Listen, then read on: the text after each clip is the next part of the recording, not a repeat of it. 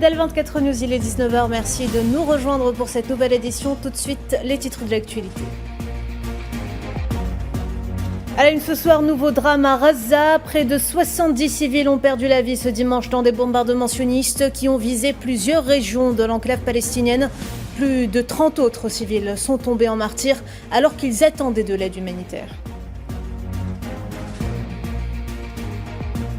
Et la solidarité s'organise pour sauver ce qui reste à sauver dans la bande de Raza. Des dizaines de bateaux de la flottille mondiale Soumoud vont prendre le large pour tenter de briser le blocus meurtrier imposé à l'enclave palestinienne. Le président de l'Assemblée nationale libanaise, Nabih Berri, se dit prêt et ouvert pour discuter du destin de l'arme du Hezbollah, tout en insistant sur la nécessité que ces discussions se déroulent dans le calme.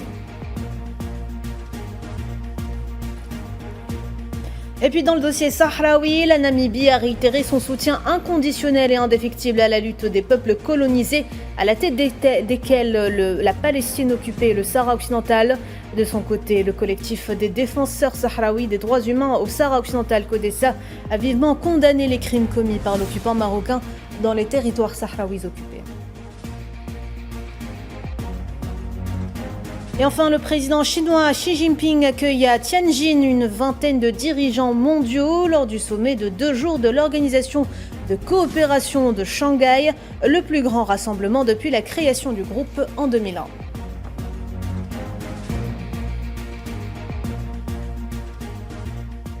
Bonsoir à toutes et à tous. 695e jour consécutif de bombardements sionistes contre Raza. Le bilan s'est une nouvelle fois alourdi ce dimanche à 63 459 martyrs et 160 256 blessés, dont il faut le rappeler une majorité de femmes et d'enfants en bas âge. Selon les autorités palestiniennes de la santé, les corps de 30 civils, dont de nombreux enfants assassinés, sont arrivés dans les morgues des hôpitaux de la bande ces dernières 24 heures.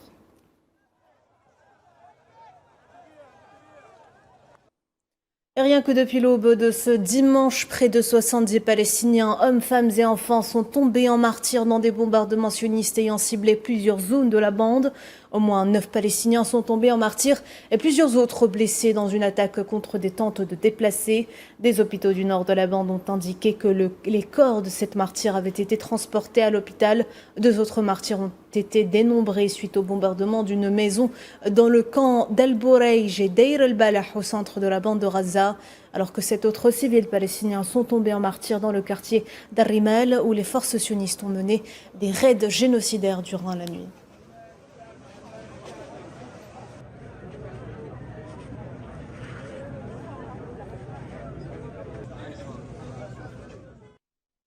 Et le piège macabre des forces d'occupation s'est une nouvelle fois refermé sur les Palestiniens affamés qui attendaient la distribution d'aide alimentaire. Pas moins de 32 civils ont été assassinés par les balles sionistes près des centres de distribution au sud et au centre de la bande de Raza. Des dizaines d'autres ont été grièvement blessés.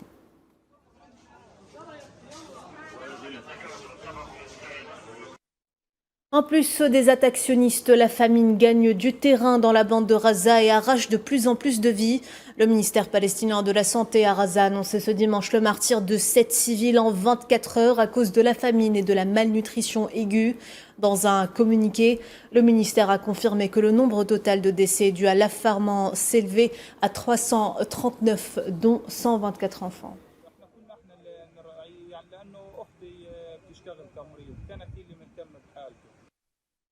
Et après les massacres, place au recueillement. Ils étaient nombreux à faire leurs adieux à leurs martyrs à l'hôpital Shifa ce dimanche, après les frappes sionistes dans l'enclave palestinienne.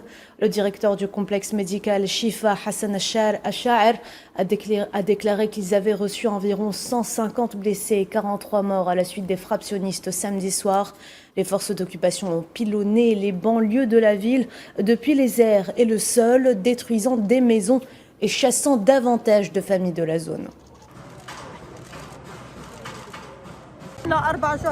Nous avons 4 martyrs, ils ont attaqué notre tente pendant que nous dormions. Nous n'avons rien fait de mal. Nous ne savons pas ce qu'ils nous veulent. Nous resterons ici, nous ne partirons pas, nous mourrons ici. De toute façon, c'est la mort. Où pouvons-nous aller? Nous resterons ici, nous mourrons dignement et nous mourrons en martyrs plutôt que de partir et d'être humiliés en terre étrangère. Que peuvent-ils faire de plus? C'est déjà la tuerie et la destruction. Il ne reste plus rien. Plus d'arbres, plus de pierres, plus d'êtres humains. Tout a disparu. Cela ne nous concerne plus. S'ils veulent nous anéantir, qu'ils nous anéantissent. Honnêtement, hier a été une journée très difficile. Nous avons reçu un grand nombre de martyrs et de blessés suite au bombardement de l'armée israélienne. Nous avons reçu environ 150 blessés et 43 martyrs. Il y avait de nombreux cas critiques, dont près de 60 graves. Les patients étaient répartis entre les blocs opératoires et les unités de soins intensifs. Leur prise en charge était extrêmement difficile. Nous travaillons en continu 24 heures sur 24 au bloc opératoire. Le mouvement de résistance palestinien Hamas a confirmé ce dimanche le martyre de Mohamed Sinwar, frère cadet de Yahya Sinwar, l'un des chefs militaires du Hamas, assassiné dans un bombardement sioniste au mois de mai dernier.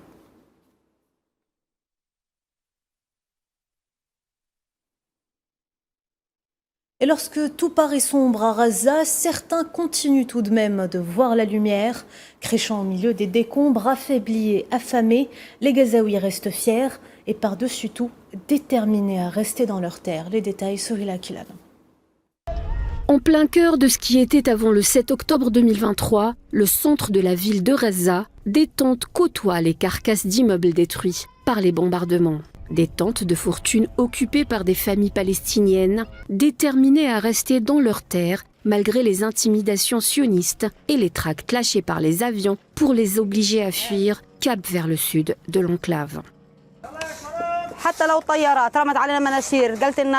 Même si des avions larguent des tracts nous demandant de partir, nous ne partirons pas. S'ils veulent nous frapper, qu'ils le fassent.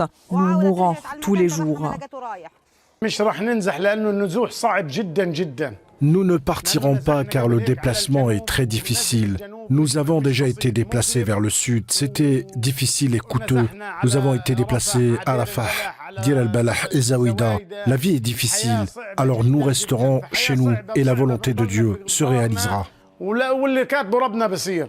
Les immeubles détruits servent de terrain de jeu aux petits Gazaouis, privés de leur enfance par l'infâme génocide sioniste. À l'intérieur des frêles tentes qui valsent au gré du vent, des femmes et des hommes tentent de continuer à vivre malgré les conditions inhumaines dans lesquelles ils ont été plongés. Malgré le dénuement, la faim, la maladie et les bombardements, ils résistent, refusant de céder au chantage sioniste, eux qui ont déjà vécu plusieurs déplacements forcés. Il n'y a ni nourriture, ni médicaments, ni eau. Je suis atteinte d'un cancer et j'aimerais manger une pomme, un fruit ou une tomate. Il n'y en a pas. La vie est difficile à Gaza. Heureusement que j'ai trouvé cet endroit et je m'y suis installée. Je n'ai pas l'intention de partir. Laissez-moi rester ici, à Gaza, c'est mieux. Si une partie de la population a choisi de ne pas répondre à l'ordre sioniste de se déplacer, d'autres ont été contraints de quitter la région, direction le sud, fuyant les bombardements intensifs et les bains de sang. Au final, tous savent pertinemment que quoi qu'ils décident, les bombardements sionistes continueront à les guetter aux quatre coins de l'enclave.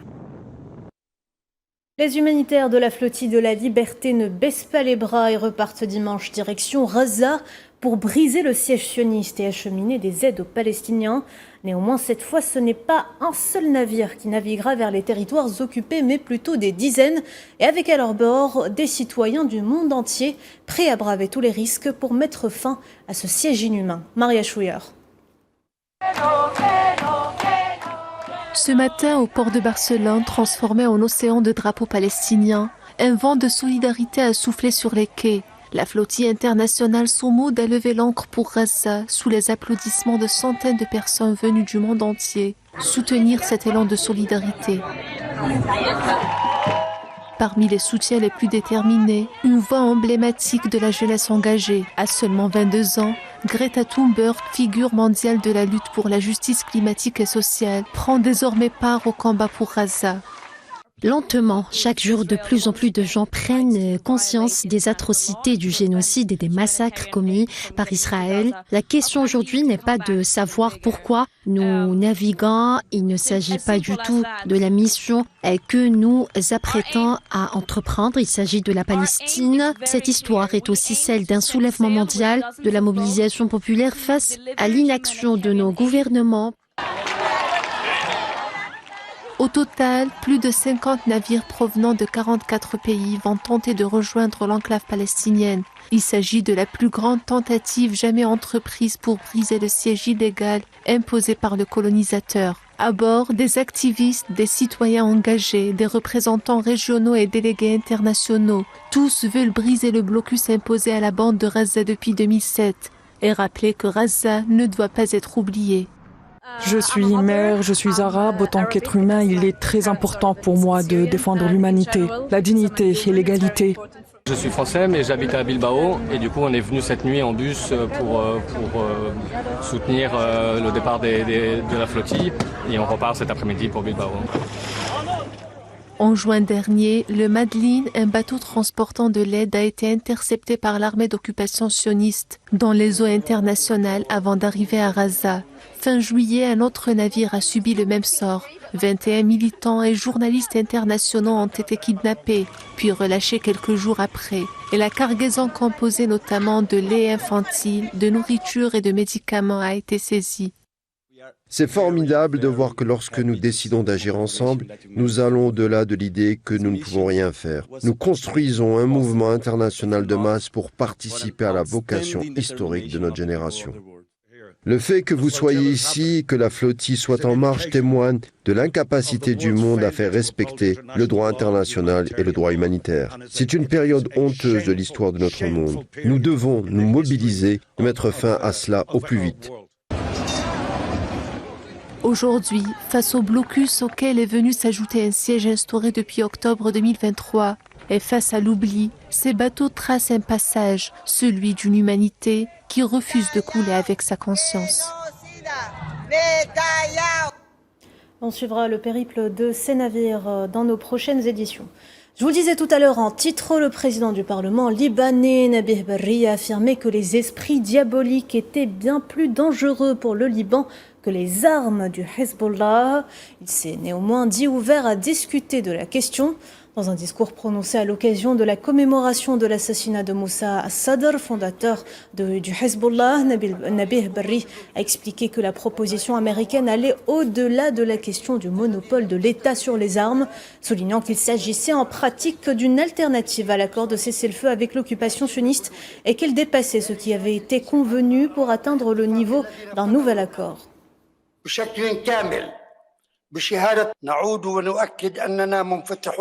Nous revenons et confirmons que nous sommes ouverts à discuter du sort des armes, qui est d'ailleurs notre fierté. En tant que Liban, dans un dialogue calme et consensuel, sous la Constitution, le discours d'investiture, la déclaration ministérielle, les lois et chartes internationales. Ce qui est proposé dans le document américain dépasse cela. C'est une alternative à l'accord de cessez-le-feu de novembre. Le Liban a rempli ses obligations, tandis qu'Israël a insisté pour continuer à tirer, violant la souveraineté et usurpant la volonté nationale. Dans le reste de l'actualité, la Namibie persiste, signe, réaffirme son soutien aux causes justes. La ministre namibienne des Relations internationales et du commerce, Selma Achipala Moussavi, a réaffirmé le soutien de Windhoek aux luttes des peuples palestiniens et sahraouis, déclarant que l'Afrique ne peut accepter aucune forme de colonialisme sur son territoire.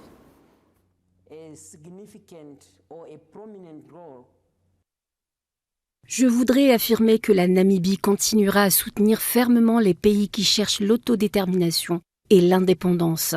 Et nous continuerons notre soutien et notre solidarité avec les peuples héroïques de Palestine et du Sahara occidental. L'Afrique ne peut accepter la présence continue du colonialisme sur son territoire. Le collectif des défenseurs sahraouis des droits humains au Sahara occidental, CODESA, a affirmé que les crimes contre l'humanité commis par l'occupation marocaine au Sahara occidental ne sont pas soumis à prescription en vertu du droit international. Dans une déclaration marquant la Journée internationale des disparitions forcées qui coïncide avec le 30 août de chaque année, CODESA a attiré l'attention sur le sort des personnes qui ont été soumises à de nombreux types de violations flagrantes des droits de l'homme dans des centres de torture secrets, à la fois celles qui ont survécu et celles qui sont encore enlevées, et sur les difficultés humanitaires et financières que leurs familles endurent.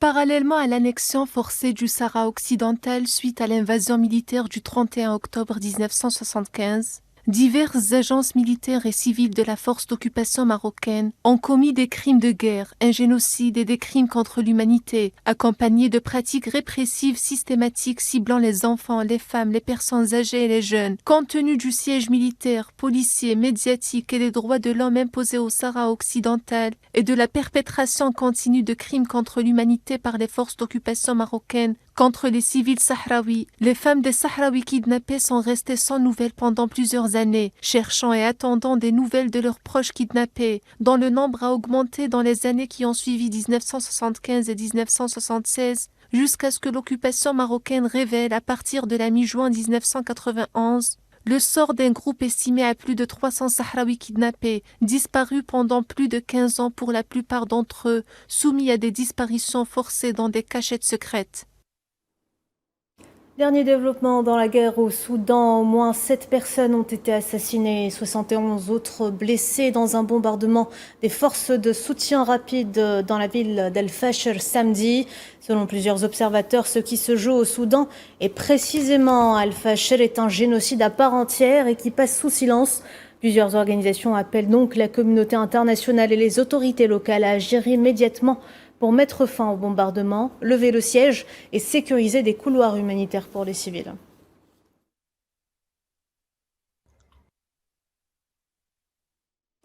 On ouvre à présent notre dossier russo-ukrainien de ce soir avec cette attaque nocturne imputée à la Russie ayant visé 4 centrales électriques dans la région d'Odessa dans le sud de l'Ukraine. Les autorités d'Odessa ont déclaré qu'une attaque de drones russes dans la nuit a endommagé une centrale électrique laissant plus de 29 000 clients sans électricité ce dimanche matin. Les services d'urgence régionaux ont diffusé des images montrant des pompiers luttant contre les flammes.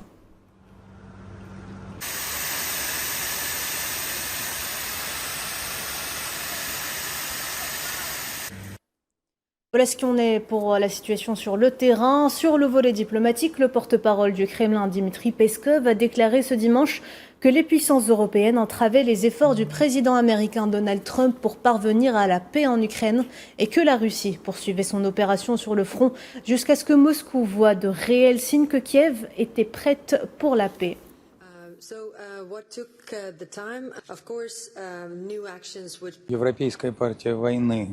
Le parti belliciste européen maintient sa tendance principale, sans relâche. Cela contraste fortement avec l'approche adoptée, par exemple, par notre président Poutine, ainsi que par le président américain Trump, dont les efforts pour pacifier le processus sont difficiles à surestimer, et nous leur en sommes reconnaissants. Les Européens entravent ces efforts, ils mettent des bâtons dans les roues, ils cautionnent et probablement encouragent le régime de Kiev à poursuivre son intransigeance absolue et absurde. La Russie maintient son attitude, nous sommes prêts à résoudre le problème par des moyens politiques et diplomatiques, mais tant que Kiev n'aura pas réagi de la même manière, nous poursuivons notre opération militaire spéciale. La présidente de la Commission européenne, Ursula von der Leyen, et le Premier ministre polonais, Donald Tusk, se sont rendus ce dimanche à la frontière polono-biélorusse pour témoigner leur soutien à la Pologne et aux autres États du flanc oriental de l'Union européenne. Au poste frontière près de Krinki, les deux dirigeants ont participé à un briefing avec les gardes-frontières polonais et l'état-major militaire, les services donc qui sont impliqués dans la protection de la frontière polono-biélorusse. Ursula von der Leyen a assuré Tusk et le peuple polonais de la pleine solidarité de l'Europe avec la Pologne en tant qu'État de première ligne et a qualifié le président russe Vladimir Poutine, je cite, de prédateur.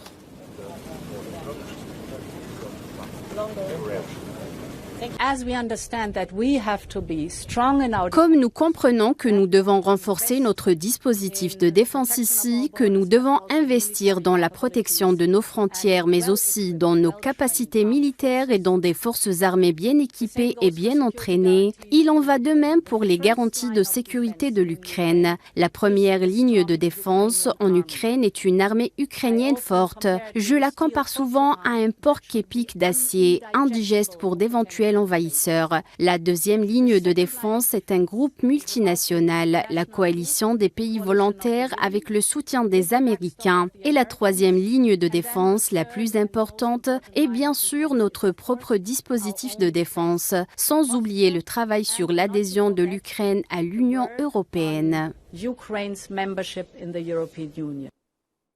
En parallèle, le président russe Vladimir Poutine a participé ce dimanche dans la ville portuaire de Tianjin, dans le nord de la Chine, aux travaux du sommet 2025 de l'Organisation de coopération de Shanghai, ouvert aujourd'hui et qui s'étalera sur 2 jours. La Russie étant l'un des 6 membres fondateurs de l'OCS. Pour rappel, fondée à Shanghai dans l'est de la Chine en 2001, l'OCS est devenue une organisation régionale globale englobant près de la moitié de la population mondiale, un quart du territoire continental et un quart du PIB mondial.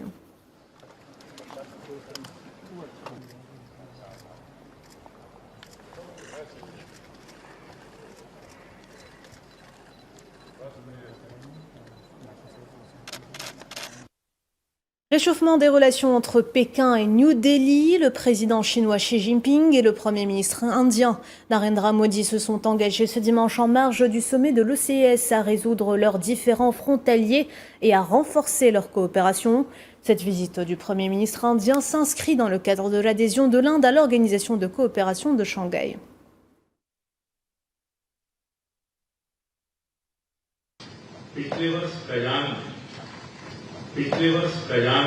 L'année dernière à Kazan, nous avons eu une discussion très fructueuse qui a donné une orientation positive à nos relations. Après le désengagement à la frontière, un climat de paix et de stabilité s'est instauré. Un accord a été conclu entre nos représentants spéciaux concernant la gestion des frontières. Les vols directs entre les 2 pays ont également repris. Les intérêts de 2,8 milliards d'habitants des 2 pays sont liés à notre coopération. Nous sommes déterminés à développer nos relations sur la base de la confiance mutuelle, du respect et de la sensibilité. Dans ce contexte, le président chinois a affirmé au Premier ministre indien que la Chine et l'Inde étaient des partenaires de coopération et non des rivaux, et que les 2 pays constituaient des opportunités de développement l'un pour l'autre plutôt que des menaces, ajoutant qu'une coopération entre le dragon et l'éléphant devrait être la bonne option pour les 2 pays.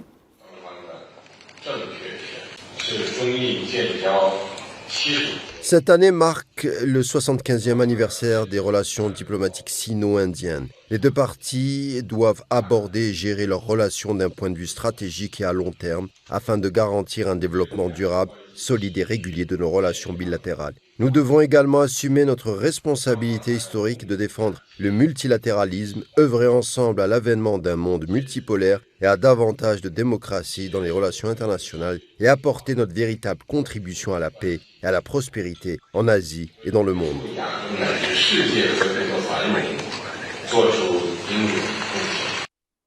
Le président chinois s'est également entretenu lors de ce sommet avec son homologue turc Recep Tayyip Erdogan.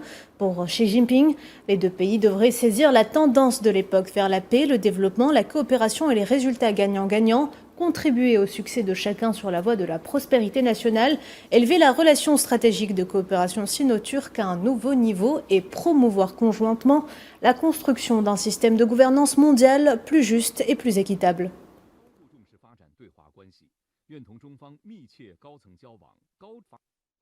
Aux États-Unis, le président américain Donald Trump a déclaré samedi qu'il émettrait un décret exigeant une pièce d'identité de chaque électeur.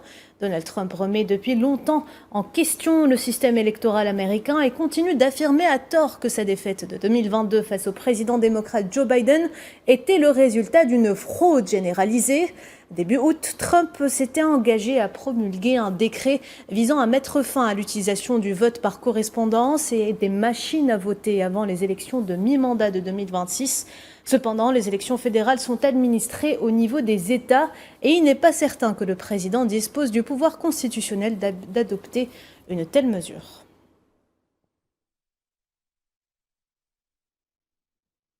Intempéries au Pakistan, l'autorité provinciale de gestion des catastrophes du pays au Pendjab a publié un rapport sur les dégâts causés par les récentes inondations, indiquant que 1,5 million de personnes et 2308 villages avaient été touchés. Le Pakistan a évacué cette semaine plus d'1 million de personnes dans l'est du pays, loin du cours des 3 rivières en crue qui viennent d'Inde.